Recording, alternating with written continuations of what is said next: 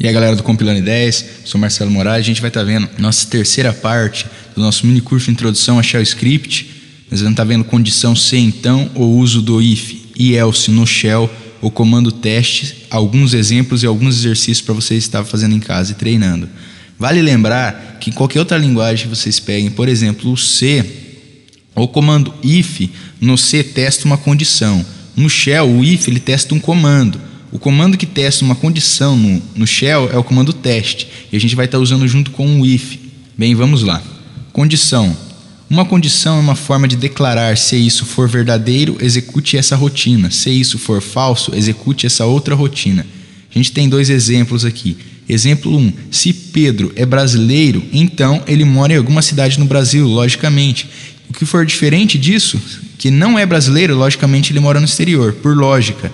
E o programa, o interpretador do Bash, ele interpreta isso, ele interpreta pela lógica, ele já vai saber que aquilo é diferente. Exemplo 2, se 4 é um número múltiplo de 2, então 6 também é um número múltiplo de 4. Então vale lembrar aqui que a gente colocou aqui, se a gente colocar, vamos supor, o número 7, logicamente 7 é um valor falso, porque ele não é um múltiplo de 2. Então ele trabalha uma condição, ele trabalha com uma tabela verdade, ele trabalha se aquilo for verdadeiro ou se aquilo for falso. Condição no Shell, no caso usando o comando teste, a gente tem se, if, indica a palavra se, então, then, e tudo que for diferente a gente vai estar usando o else. O comando teste, bem, a gente vai estar agora alguns parâmetros para a gente estar usando o comando teste para a gente tentar testar uma condição. Lembrando que o if sozinho ele não testa uma condição, e sim o comando. Porém, nessa videoaula a gente vai estar testando condições e não comando, porque o nosso objetivo é mostrar a lógica da linguagem para vocês.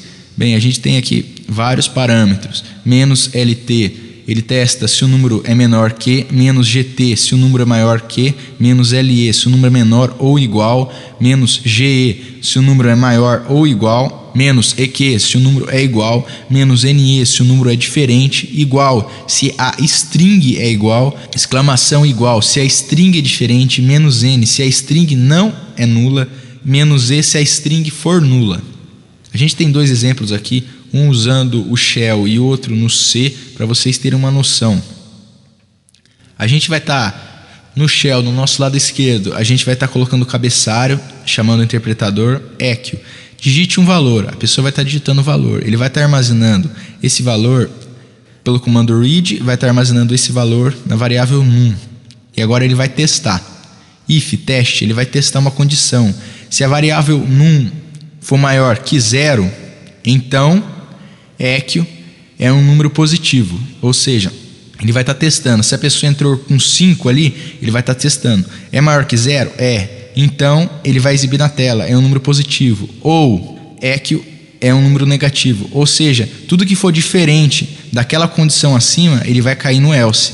Vamos supor, se a pessoa digita menos 3, ele não vai cair ele vai pular do if, ele vai testar, vai ver que não é verdadeiro, então ele vai cair no else direto, por causa que o programa já vai interpretar. Ou ele é positivo, logicamente, se ele for positivo, se ele for maior que 0, ele é positivo, se ele for menor que 0, ele é um número negativo. O FI no final indica o fim do if.